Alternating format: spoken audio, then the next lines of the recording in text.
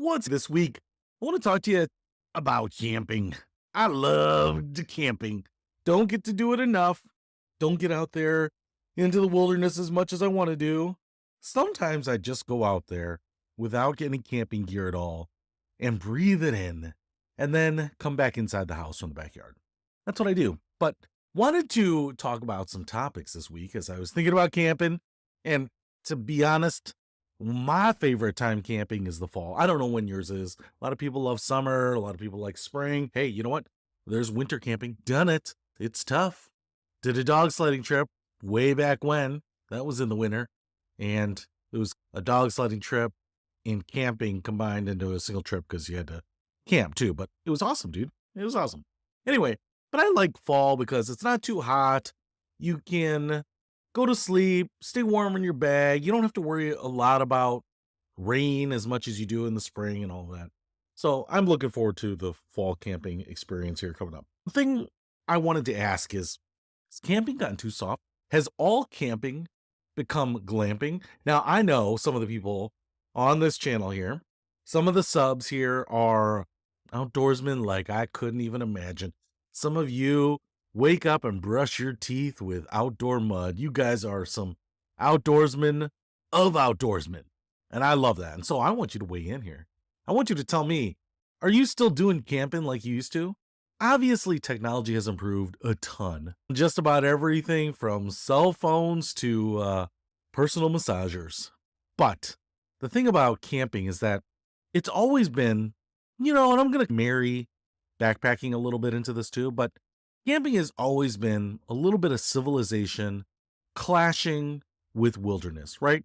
That's the whole thing is you're trying to go out and you're trying to enjoy the wilderness, but camping specifically is trying to bring a little bit of that civilization, a little bit of that humanity, that comfort to the outdoors, just enough so that you can enjoy and feel like you're a part of the outdoors without literally being a part of it, without having to rely on that land.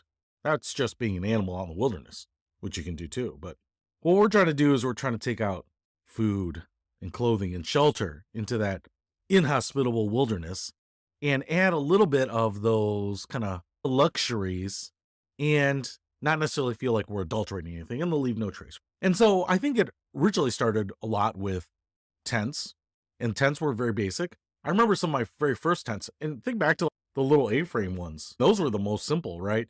So they're just like a triangular tube. You got two poles, maybe 3 feet tall in the middle. So you got two aluminum poles that just hold up the ends. And then the whole shape of it is basically by just pulling out all of the tie down ropes and then staking them into the ground. So structurally, it's not a freestanding tent, right? That came later, especially backpacking and mountain climbing, where you didn't want to have to stake stuff in. You need a little bit more volume. But in the very basic world, especially when I started with Boy Scouts, it was just those little A-frame tents, and one person could get inside. They weren't super comfortable. They drooped. You were a little bit of a hot dog in a bun. You could feel the nylon on you as the wind would blow, shake it a little bit, but they worked. I think they were very popular in the military as well. But the thing about it was that you were taking as little as possible, as little as you needed out into the wilderness.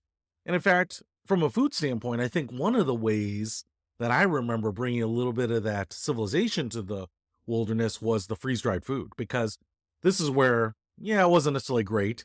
You'd take your freeze-dried food, you add some hot water, let it hydrate a little bit, eat it, tasted pretty good. I thought it was pretty good. You certainly wouldn't put it on a plate in a restaurant and serve it to someone and be like, these peas are delicious. These peas are so fresh. No, but it was just about having something like a civilized meal, right? You could have peach cobbler out there in the wilderness now.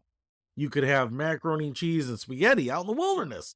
It was crazy. Whereas normally you'd be eating a lot of beef jerky, throwing something onto the fire, putting it on a stick and roasting it or whatever you wanted to do. And so there were some ways to make it a little more civilized.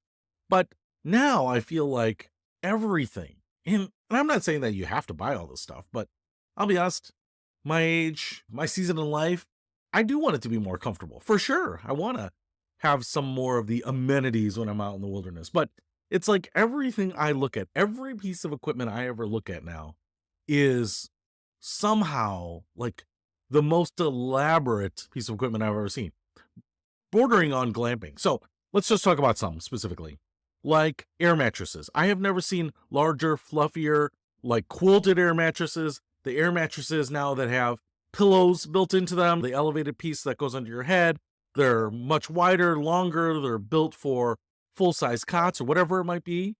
And one of the things that I actually noticed here too is even tents and cots. They are far more advanced. They're far more luxurious than I've ever seen. And one of the things I don't know, I know I'm sounding like I'm complaining here, but I was thinking of buying is a tent built on a cot. So one of the issues about going camping is that you put down this ground cloth and you put your tent on top of it, you're flying on top of that, you're at the mercy of whatever the terrain is, if it's rocky, if it's uneven, if it's hard, whatever. And also if it rains and it gets muddy and the ground swells, whatever it might be. But a tent built on a cot is like a win-win. It's like the best of both worlds, although I wouldn't call it for backpacking. It's definitely more camping. But now the tent is elevated off the ground, so it doesn't really matter if it's rocky ground or anything like that. It doesn't matter if it rains. The water's not going to soak into your back while you're sleeping, because now you're sleeping on a cot, which would be comfortable and luxurious inside of a tent, right? But now you're on a cot above the ground. You still are protected from the elements. You're protected from bugs and things like this. So it's actually brilliant. They're not cheap. They're like a few $100 for these things. I'm curious how well they work. I'm curious how heavy they are. But if you're just going to go camping and you don't want to set up on the ground and you want almost the hammock-like luxury of a hammock, but in a cot, now you're sleeping on a cot in a tent off the ground. Man, that seems like a brilliant way to go. So it's even a little bit like all of the food gear. Now you can take food that doesn't need to be heated up, the MREs, you can take all of that kind of good stuff. I've noticed that the gear from a technology standpoint, better materials, lighter materials, a lot of titanium stuff. Tools are a lot lighter. They're easy to carry, and you can carry a ton more of them. Everything from bottle openers to fire strikers. It used to be when I would camp, you'd take a box of waterproof matches, so you had a limited amount of fire starting capability. A lot of times you're using a little bit of a white gas stove, so you're trying to cook very quickly. And now having a campfire is done just for like ambiance, which is fine. I want to do that. The other thing is, let's talk about it. Let's go there. Let's talk about the poopy. So now I think people aren't getting poison oak ass because you're not wiping yourself with them oak leaves anymore. You're not digging that hole. You're not pooing like a bear in the woods. Everywhere you got to go has got to have facilities, right? All these campgrounds now have facilities for almost showering and toileting and all that stuff. But on top of that, a lot of them are advertising like nice facilities. And obviously glamping is crazy, where I went to the getaway houses and they're like tiny houses or like trailer homes. And so obviously you have a toilet and everything and a shower inside, which is a pretty nice way to go. But a lot of these glamping places will have a toilet inside of the tent that they provide you too. You're not even sharing a bathroom with even a small community. You've got your own, which is pretty amazing, which is nice. I'm not saying I'm not intrigued by that. I'm not saying I'm not tempted by that. Oh, I'm tempted by that. My own personal golden throne. I wonder if they put a TV in front of it so I can watch Titanic while I'm relaxing on the throne. Anyway, so I'm saying all these amenities I embrace, but I'm just curious, are there people still doing the hardcore camping? I watch some of these YouTube videos of people going out just on their own with their dog in some nasty weather sometimes. And they're going out, but they're taking a lot of amenities that are beyond what I even had access to when I first started getting camping. And I'm not judging. I'm not saying that they shouldn't, but it's like the trips are very short, maybe a few days, maybe a weekend out in the wilderness. And if you were going to go for longer than that, if you were going to go for 10 days, 7 days out in the wilderness, then you probably just would have to lose some of the luxuries for some of the necessities, trading off that fancy air mattress for the food that you're going to need. And I'm just kind of curious, are people still doing that? Or is it more about the experience? Is it more about going out and having that spiritual moment? Not a survival moment, but a spiritual moment. Doing some reflecting, taking in the great creation around us, enjoying it.